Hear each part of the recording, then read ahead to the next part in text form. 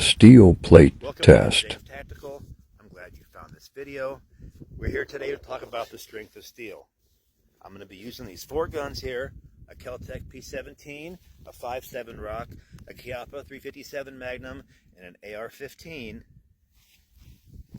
And we're going to test it against this new piece of steel I got the other day.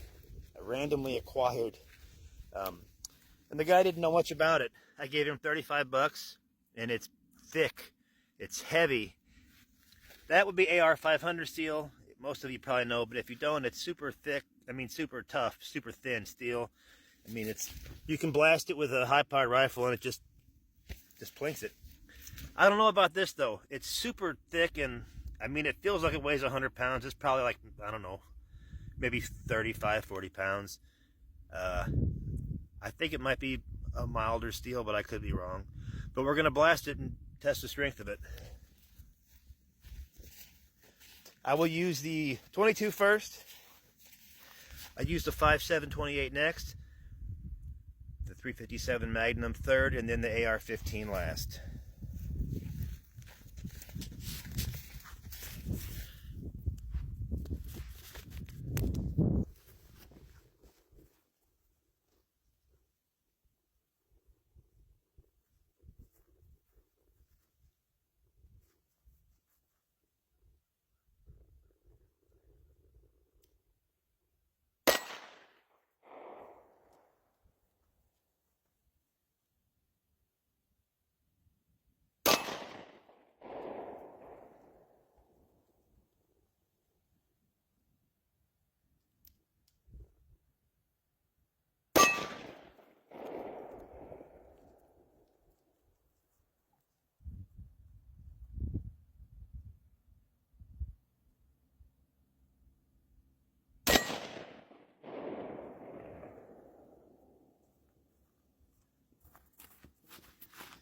Yeah.